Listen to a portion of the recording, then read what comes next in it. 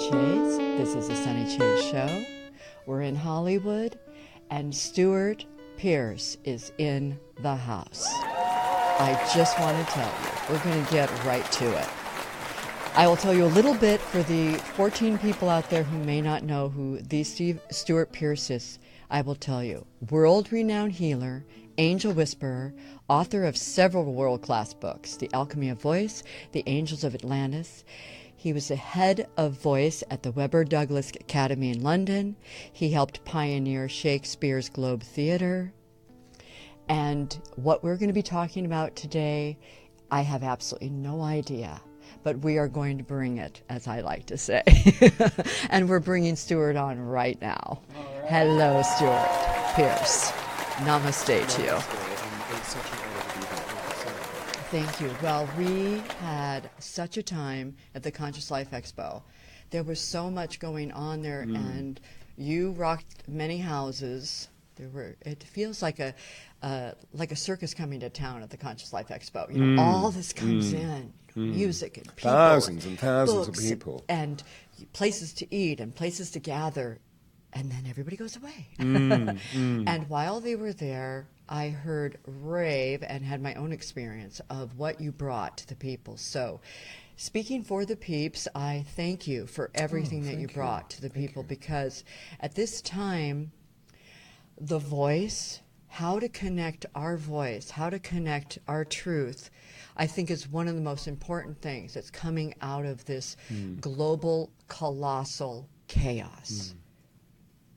I quite agree. Yeah, absolutely. You know, and I try not to, in the face of the quality of delivery that is being offered, I try not to become critical. It's so easy to become critical, you know, particularly as the pedant that I am, meaning as the voice coach that I am, and having had the immensely fortunate career of working with some of the leading voices of our time.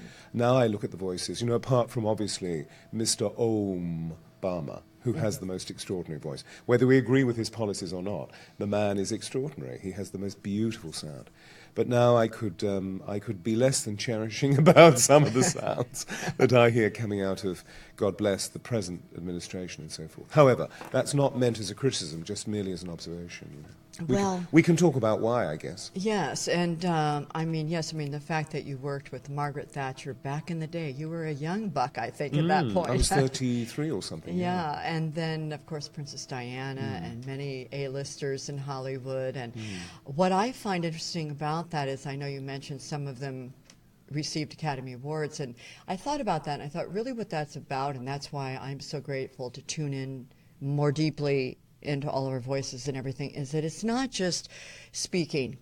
It's really what you do is connect the authentic energy of what the person is about, what they're really feeling at that time, the true emotions. And so for an actor to be able to get that deep, that real, that raw, and bring that in a way that connects with other people, that is what, you know, that's why people get Academy Awards, one of the reasons. And it's what I think, again, is what's needed so much for our discourse, because there is a lot of non-listening also, you know, kind of the art of listening, I think, something that I'd love to chat with you guys about today, too, because after our talk that we did at the Conscious Life Expo, I wrote this. I was thinking about this actual question. I normally don't come together with questions, but how do we connect with our sacred power and allow our physical voice to broadcast this integrity?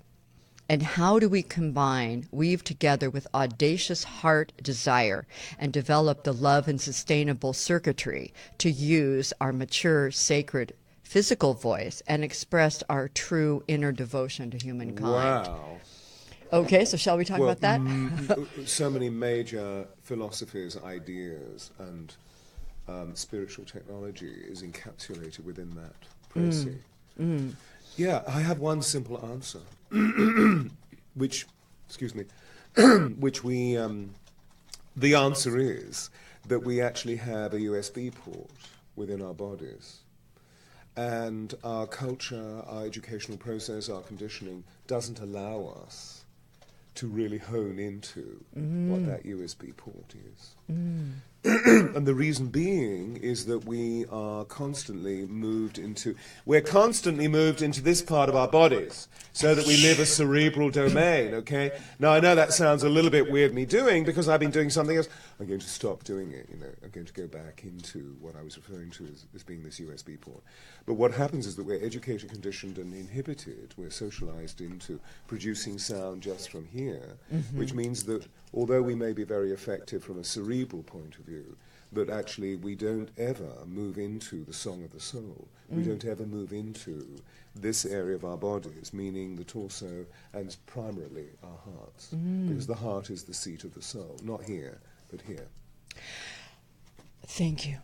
What I notice with myself, with others, is that listening is really it's a skill, it's an art, and it's so energizing. When we are in the place of kind of selling our point of view, getting it out there, it takes a lot of energy. And are we not just bored with our own story already? We already know what we think. We've said it 100 times. I mean, we know what we think. Why not listen for a minute before we dive into the judgment and find out really, truly what's happening, and then also feel what that actually is about with that person? And then come from that place to then have a conversation with that person.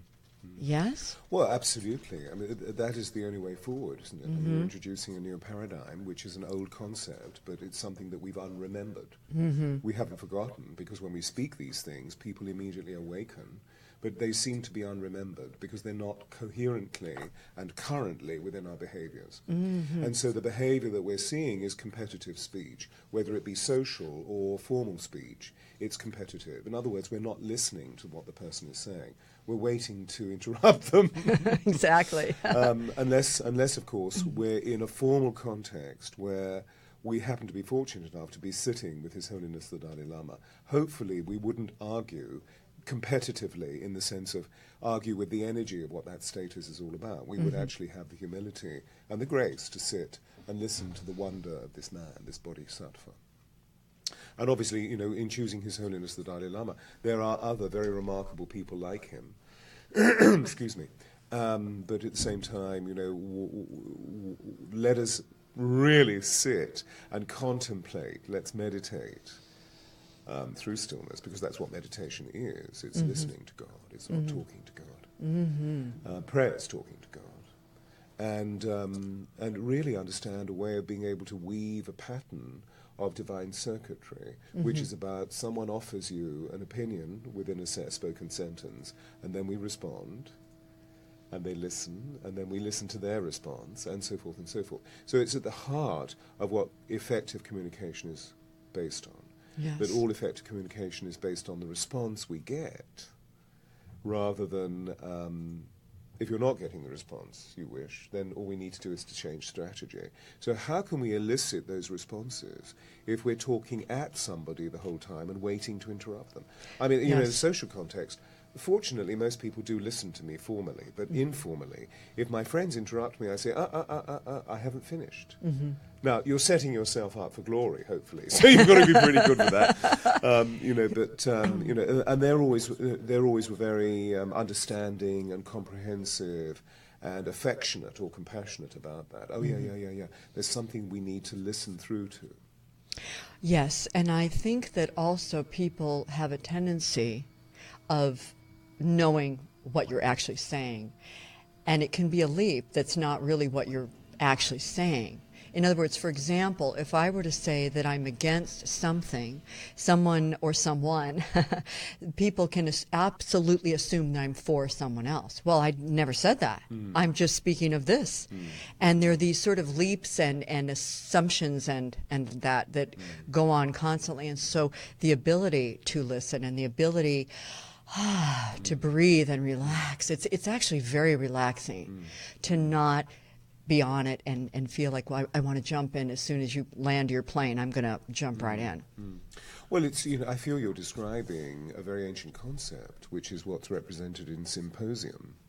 So the Great Symposium of Plato and Socrates and Critias and the others that were there, that regularly they would embark on these extraordinary conversations except they were called symposia, where somebody would say something and all people would listen and then adequately respond. But they were coming from a very different part of their consciousness, weren't they? Because our competitive speech, that has no stillness, which wishes to power drive through the speaker, is a consciousness that is to do with the cerebralization of competition. It's actually not to do with sharing on a very compassionate or empathic level. It's purely about point scoring. And so again, the individual is cerebralized. They come from the doing center rather than from where I believe great teachers arise from, or great thinkers arise from, that they arise from a position of wisdom which is deeper within the body, which is within their note, within the center. So it's not cerebralized. On the other hand, it's not emotionalized in the sense of the way that we normally feel emotion is directed when it's sentimentalized or it's used as a device to control someone else. It's coming from an unconditionally loving place with those who are truly wise. As we can see in some of the great leaders that are there at the moment, who are few and far between, but they are there. I feel that we need to thank the Michel and Barack for the extraordinary grace that they have shown through their administration, whether we agree with their policies or not. We have never seen their shadow. And now, of course, in Canada we have Justin Trudeau and other remarkable people, I'm just talking about the premiers here, who have shown a very remarkable diligence in relation to grace and compassion and understanding. Princess Di. And Diana, of course, yes, which, I worked with her during the last 2 years of her life, which was an immense honor, and we became very close, so it was a great shock when she passed. But yes, absolutely, and there was something very remarkable about the whole quality of her behavior, her way of being, which, of course, I helped her elicit, because often, being the sensitive that she was, she would feel disempowered or nervous or shy about certain situations. And she was under attack, so... And she was under a tremendous amount of attack. Yeah, so...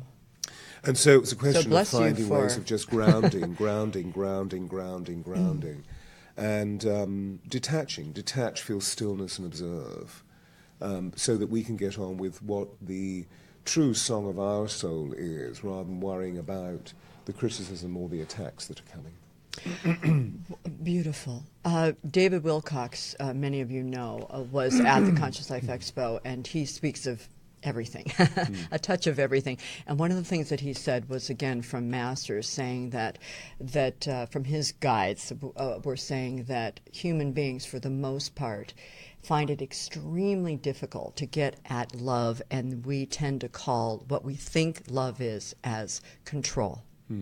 So I found that an interesting concept, and when you were talking about love, control, and speaking and listening, I just want to throw that Well, we're really waking up to the fact that we're not very intelligent from an emotional perspective, that we're emotionally rather dumb. And what I mean by that is that today I'm always quite shocked, having been a counsel or I don't want to call myself a therapist, but, someone who empowers others for the last 45 years. And, having gained in my early career training in what those responses meant through psychotherapy, that, rarely do I find that when somebody is in extreme crisis, in extremis, do they really know what they're feeling? Yeah. And that is no condemnation. It is purely an observation. And so my job is to help them really define, well, what are you feeling? And what's interesting is that the conversation goes a little bit like this. So how does it feel? Well, it feels very thick. Okay, so it feels thick because, well, it's solid. It's solid because, well, it's dense. It's dense because it's just intractable. It's intractable because, now thus far, you see, that person has not told me what they're really feeling. They're telling me what the quantification of the process is all about something that's happening over there rather than something that's going on here. And if one can patiently and lovingly tease them through, eventually they get so exasperated that they arrive at the point of saying, oh, it feels lonely. Okay. It feels lonely because I feel so abandoned. You abandoned because, oh my God, all this stuff happened when I was a kid.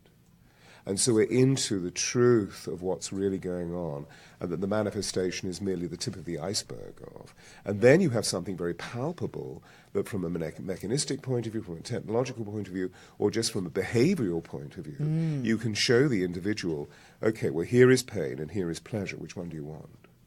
Because thus far, unconsciously, all you've been doing is moving yourself into pain rather than choosing pleasure. And, it's fascinating that when Daniel Goleman's book, Emotional Intelligence, came out, which is now about 15 years ago, I remember meeting him, having this conversation. But he subsequently went on and did this amazing survey where he interviewed, I think, in the region of about 10,500 people, which then was considered to be a slice of American life. It was a slice of demography. It's possibly changed because now we have 7.5 billion people living on our planet. However, he interviewed 10,500 people, and when I say interviewed, not he alone, obviously he had technicians doing this, purely and simply to discover how many thoughts do we think a day. And all of these wonderful people, whether they be white-collar workers or blue-collar workers, came in and were plugged into an encephalogram so that they could actually be measured in response to certain stimuli. I'll cut to the chase. What we discovered is that, on average, each human being thinks 60,000 thoughts a day. Mm-hmm. And this is registered through the corpus callosum, where all of the activity takes place, which you can now film. Mm-hmm. And each thought is like a spark in different colours. It's quite extraordinary. So you've got a supernova going on here. Yeah. But of course, if thoughts are really negative, then the endocrinological system, the hormonal system, is triggered, and we feel state. Yes. And so what was discovered is that on average, each human being thinks 60,000 thoughts, but 50,000 of them are negative. Mm-hmm. So wouldn't it be extraordinary? And aren't many very similar, too? In I'm other words, sure, yes. I mean, they're grouped into about 50 thoughts. Absolutely, which is, I so feel, it's like to be crude, I feel shit. Right, exactly. Exactly. And what I love about that is knowing that we can think another thought. Yeah. Because it's not, our thought is not us. We are thinking the thought. Yeah, absolutely. It's so wild to when I've discussed this with people, I have students that come in and I'll say that, and I'll say, you're not your thought. What's thinking that thought? And it blows their mind. Boing! Absolutely. Well, yes, and the power of that, and the power of also rounding around to what you were saying about the listening and the just all of that beautiful, those many nuggets you gave us. I'm thinking of the Dalai Lama, and luckily I know you've met him, and I have too. And the beauty of the Dalai Lama is that, he's the Dalai Lama, and yet it is so clear with him that anything that you say to him, he considers such a gift and so delicious and so important or significant. And that's a Dalai Lama. So I feel like now when we go through our lives, I mean, when we take the moment to actually sit and say, you know what, I know my story. Like, I don't have to chat. Who cares? I mean, I already know what I think and what I've done. And let's just, what do you have to, what's up with you? And ask those questions. Like we were talking about before, how beautiful it is. And I know that that's what you were doing with Margaret Thatcher when you first met her. Excuse me. By the way, we have beautiful water in front of us in our gorgeous glasses, so we shall be drinking it. People, we're having a tea party here. With the flower of life in the base of the cup. Wow. And this is all sacred geometry here, so we're being blessed with our Castle Rock water and all that. So blessings to you being here at UBN. The concept of communicating who we actually are through our questioning, through our thoughtful, through our loving questions. And again, like, David was bringing forward about love or control, if we can move, the control is often in the conversation, yes? So we're controlling the conversation. Well, we're control freaks, aren't we? We're constantly controlling, Because of the fear. If we were completely fearless, all is well, which all is well. Yeah. And yet we have a bit of the fear, so it's like we must control. And, to go back to the origin of our conversation earlier, I mean, on air, I believe that one of the reasons why we are controlling is because we're no longer in touch with Source. Yes. And that as soon as we become in touch with Source, as soon as we tune into the USB port of our own note, the song of our soul, that automatically all of our responses are measured very, just through simply being present. And so why would we want to control anybody? What we would wish to do is to inform, but that's very different from controlling. Yes. And James Redfield sections this very beautifully in the Celestine Prophecy, because he indicates that, if we go back into medievalism, for example, there was an essential belief that if we felt weak, the first thing that we would need to do is to go to nature. We would go to Mother Nature, and maybe it would be a sacred yew, maybe it would be a spring, maybe it would be a copse of trees, or maybe it would be standing stones. And we would praise, participate, and petition together with, participate with a group of people that were like-minded. We'd praise, we'd sing songs and dance, or cavort and chant, and we would say prayers, and we would feel better. But if you, actually, effectively in 1623, at the birth of modern science, along came the thought police, what I call the thought police, meaning the scientists, who said, look, with this thing that you're doing, it's all wrong. Now, this is medieval thought that had been going on for thousands of years. But this is wrong, said the thought police, even though this was taught in medieval university, even though it was elicited in medieval university. Now we're now being told it's wrong. Because you see, the planet is merely a lump of matter that hurtles through space. It has no soul. Whereas everybody believed that the planet had a soul, that Mother Nature had a soul. And, just for the Judeo-Christian tradition, we can read in the beginning of the Bible, in Genesis, and God breathed on the surface of the waters and brought forth life. And God breathed into the nostrils of man, and man became a living soul. So for them, breath, pranayama, or inspiration, was the key. That's the way that we plugged back into the source. And if we were feeling weak or controlled or got at or brutalized, it meant that we were not in touch with source. So they would go immediately back to nature. But if you have a group of scientists coming along and saying it doesn't have soul, what do? Well, you start plugging into one another. And that's what control dramas are all about. I pillage you to make myself feel better. Yes. And if I have fear that I have lack, then I'm going to pillage you to get some more stuff so that I'm okay. So all we end up doing is controlling one another and competing.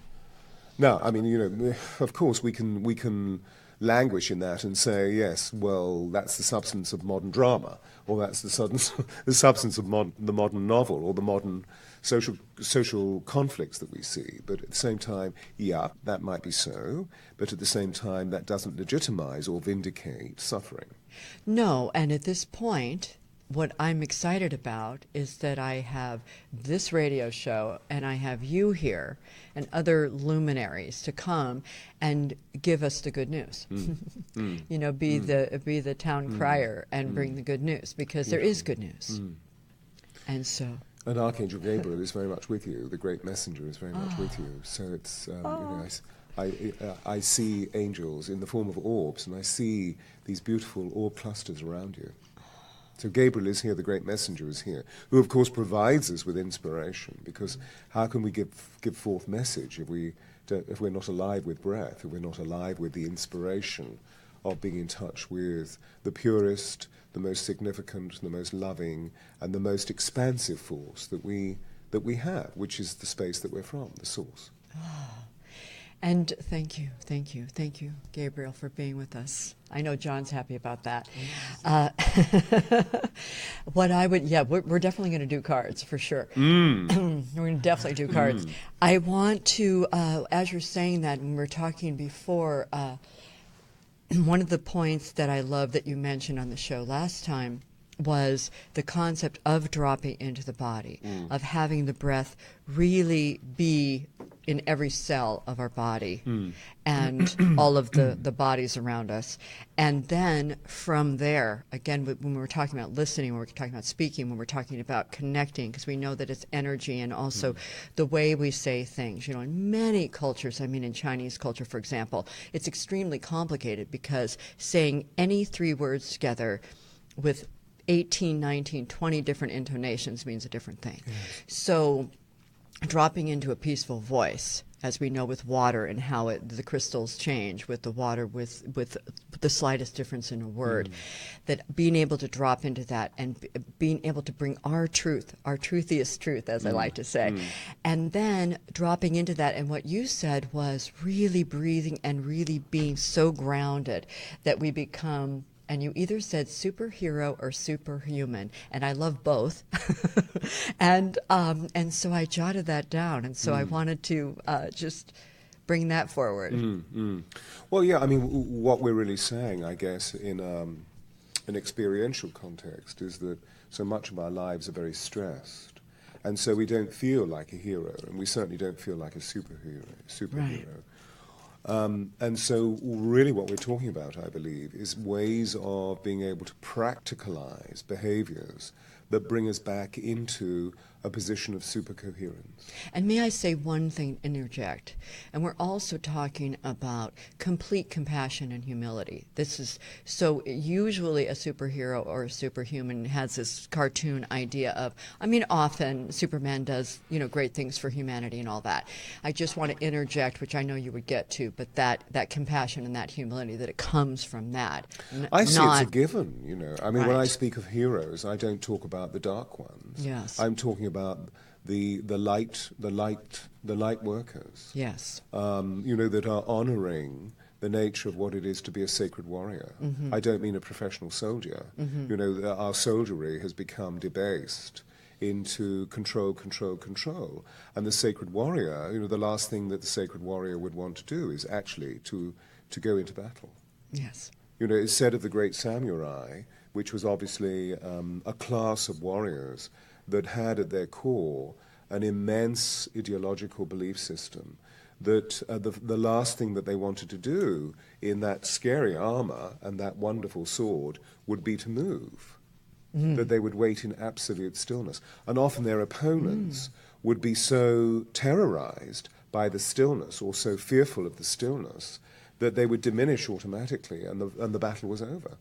Or that the great samurai knew how to emit a sound that would just simply shatter the consciousness of the attacker, and they would become a humble, surrendered individual. And then that they would deal with them immensely compassionately.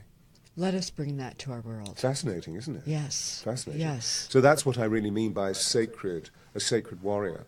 And somebody like Andrew Harvey, who's such a brilliant individual, is bringing us the whole nature of his book, The Hope, which is an exposition on the whole substance of sacred activism, which is how can we, a measure that I bring in, which I've gathered as a result of thinking and feeling around Andrew's work, how can we live accountability today? How can we live transparency today when standing in front of us is an aggressor who is behaving in an extraordinarily cruel or violent way? How can we stand in the face of that and through grace and compassion say, I fully understand the horror of what you are experiencing, but I need you to know that this is not the highest choice. So beautiful. By the way, I love Andrew Harvey. He's one of the reasons I'm doing this show. Reading The Hope, yes. Yeah. And as you're talking about that, I'm thinking of Beauty and the Beast. I'm thinking of Moana with these characters that come forward that really show the immense pain that someone may be in that turns them into a beast. Yes, indeed, and then when the love is there, when that one person smiles upon them or shows them the love, then it dissipates completely. Well, there's like the you're hero's saying. quest often, isn't it? You know, that the hero's quest has some area of moving into the long dark night of the soul, where life can be cruel and violent and treacherous and perfidious and all of those ugly things. And then suddenly, through a mechanism of faith, because normally the hero has to make a leap of faith, and often it's to do with the fact that they're pitched against their own demons, that somehow they soar into the trajectory of a different area of consciousness and thence become the knights of yore, so to speak. Y-O-R-E is what I mean by yore. Yes. So that they literally become extraordinary human beings. In my 65 years, I've seen people change in this way. I've seen on occasion corrupt beings change. And I really know a personal situation that I would never want to re-evoke, but some years ago, 20 years ago or so, of trying to find my way to a meeting when my driver had let me down on the subway in London. And it was late one evening, and a young man started to attack me. and got a knife out, and this knife was at my throat. And this was all to do with the fact that I'd sort of breezed past a bottle, I think it was a bottle of Lucozade, which in Europe is this sort of fizzy energy drink, rather like Red Bull or something. And I'd broken it, and he was absolutely incensed. He wanted to kill me as a result of it. I mean, it was really, I saw the whole of my life go in front of my eyes. And I realized that what I needed to do was to dig deep into the very core of me and find humility in saying, I'm sorry. I'm really sorry. That didn't appease him because he said, I don't want your pity. And I said, look, this is not pity. If you want more bottles, I have money in my bag. I can give you, you can buy thousands of bottles. But I need you to know I am so, so sorry. Mm-hmm. And the knife dropped, and he, swearing, moved away. Mm-hmm. And I suddenly realized in that moment that nobody in his short life, he was an 18, 19, 20-year-old, had ever honored his anger. Yeah, exactly. And so there was, there was the beast that became the beauty. Yes. And he was cussing as he moved away. Right. But I know that young man is going to go away, and in the deep 5 o'clock hours of that night, he's going to think about that and feel, wow, that was extraordinary. And something shifted. I also, as you were speaking, I was writing down the hero's journey, and I was curious what the angels say and all that about the hero's journey, because of course what the hero's journey is going into the not on a path that someone else has created in the jungle or in the forest, but that we create our own path, which can be a challenge with a machete, getting this out of the way and that out of the way. And that is, I believe, all of our paths, is to have truly our own hero's journey, which is not about complacency, what's easy or anything that way. And so I feel that in this time of all this chaos and so much being cracked open everywhere, that we're asked to become our own heroes in whatever room we're in, whatever family we're in. What do you think about that? Oh, ultimately, of course, yes, because we're seeing an extraordinary opportunity through those who deport wealth and success. Mm-hmm. And, the one thing about it is whether we're living light or dark is that our soul is always gestating, it's always evolving. Mm-hmm.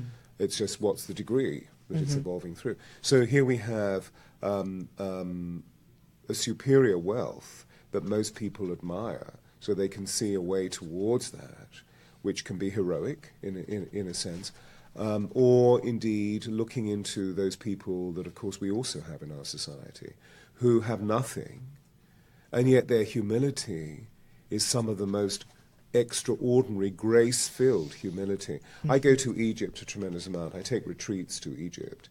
And I've been going, principally over the last 10, 12 years, although I visited the country for the last 50.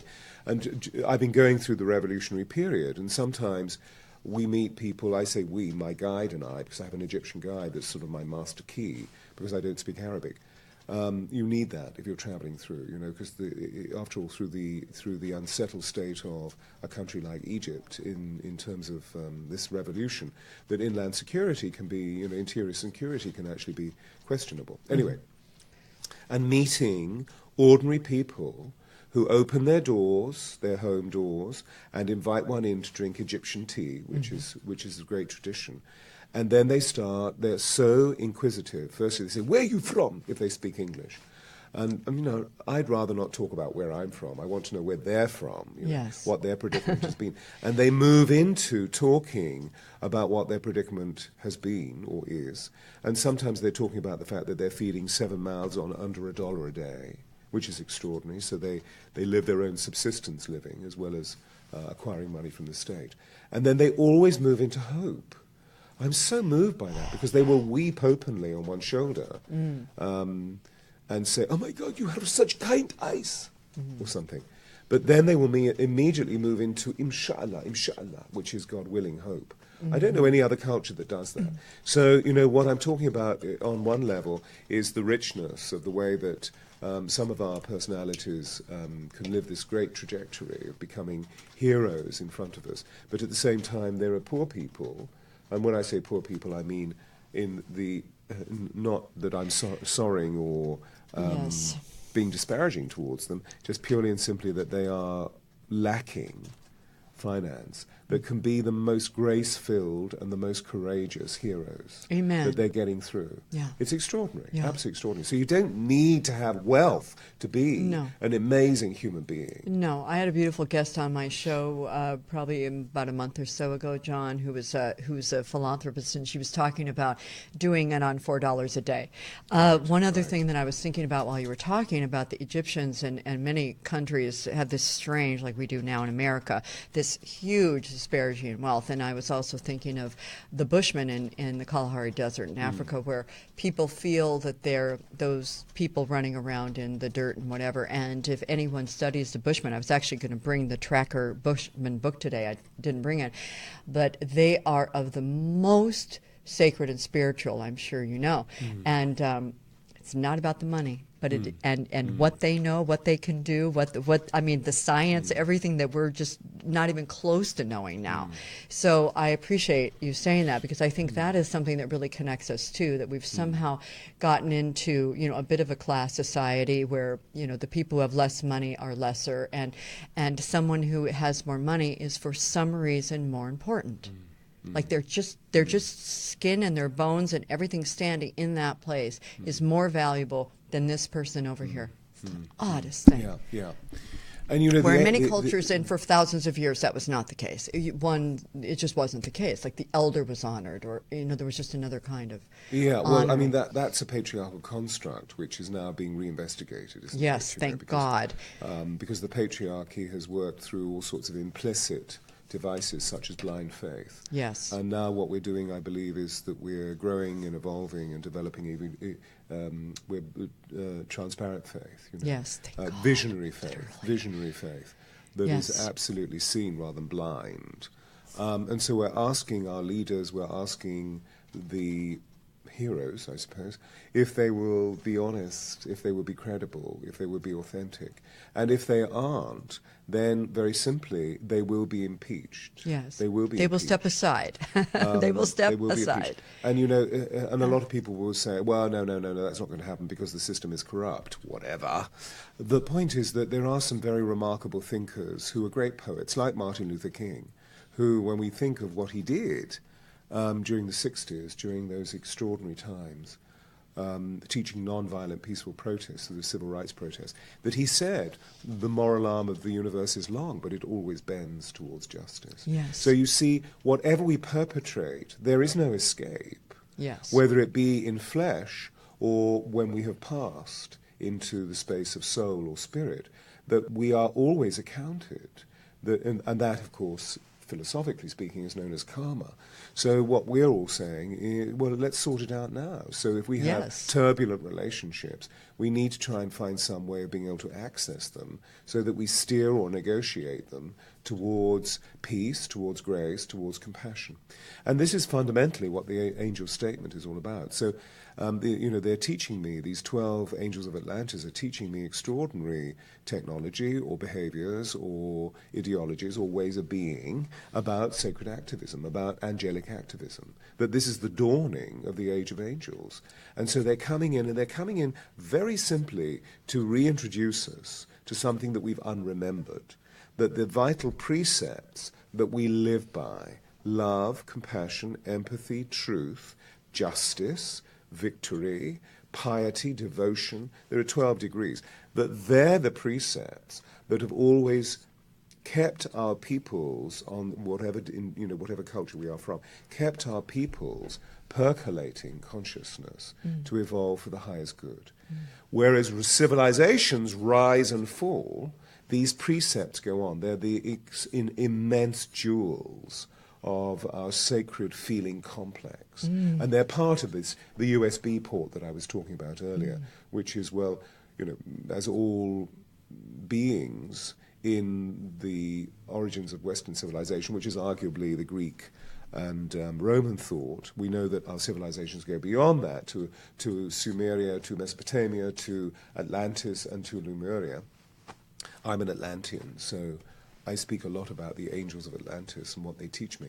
However, that, in those civilizations, there was a great belief that the only way that we could be accountable is if we were living integrity, and that integrity was something that they worked for in the sense of balancing the physical, the emotional, the mental, and the spiritual energies. The only way that we could truly do this is by identifying what those integers are all about and then integrating them so that we resonate a truth which in Greece was called sincerity. And it's an interesting word from an etiological point of view, that it means without wax. Sincere means without wax. Wow. So it's good, what does that mean? And then we realized that art for these great civilizations was obviously a way of being able to emulate and deify the divine. And so they were excellent speakers, they were excellent poets, they were excellent musicians, they were excellent comedians, they were excellent dancers, they were excellent architects, etc., etc. And painters. And they were excellent sculptors. So let's say, for example, we teleport ourselves back to Michelangelo's studio in Florence, and here's this vast block of marble which is being carved out into the David statue, which incidentally is, they believe that whatever the subject was, it revealed itself from the marble. It wasn't something that they superimposed. And let's say, for example, apparently marble is very porous, but there you are chipping away, and you've had too much Chianti the night before, and suddenly your chisel knocks the marble, and there's a crack. What do? Well, you fill it with wax.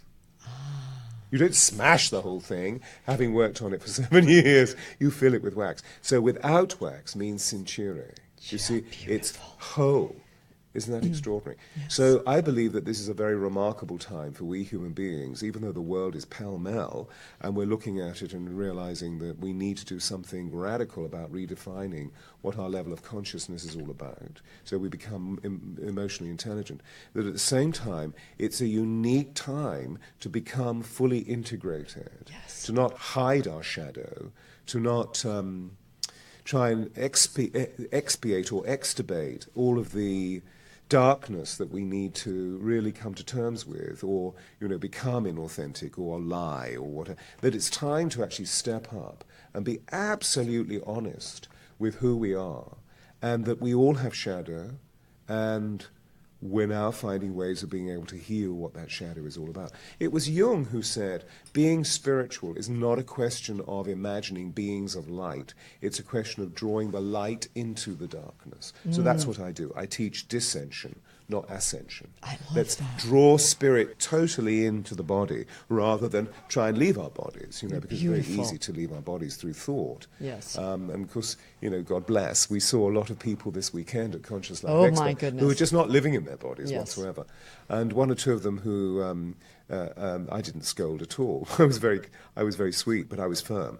One or two who came with this plethora of ideas, as though they were sort of intellectual gymnasts about, well, what about this angel and this angel and this? And I said, well, are you really living angelic communion? Are you really living it, or are you just thinking it? Thank you so much for everything that you're saying right now. I want to get to the cards. We have 4 minutes. And, wow. So we're going to choose a card and I do to want consecrate your radio show. Oh my God, thank you, because The I was going to substance of ask what we're for healing the soul of America, but we can heal. Well, I think that's what you're doing, Well, isn't it? thank you. Thank you. Thank you. So our radio show, all right. So you'll give us 3 minutes, John? And then we'll tell Christy, who's up next, by the way. So this is the Oracle of the Angel of Atlantis, the first Oracle. Okay. And now you'll introduce, if you wouldn't mind blowing on the Oracle. So that consecrates the cards. There are 44 cards with your soul, because your breath is your soul. And then please choose a card. Would you like to look at it? Michael, transmutation. Wow! And that's exactly what we've been talking about. So it's Archangel Michael, and this way? No, showing you This way? Or that way, Oh, yeah. I see. Archangel Michael. And we're talking about the art of alchemy, which is the core essence of transmutation. And a lot of you may be saying, well, what's that? Well, actually, it's literally understanding that where we vibrate at the moment is that all things are dualistic. And so here is pain, here is pleasure. Which one do you want? Transmutation is transmuting this energy into this energy, because actually they both come from the same core. Yeah, interesting, right? It's just that they're two different definitions. The problem is what they make us feel. So, transmutation from Archangel Michael, the great cosmic leader.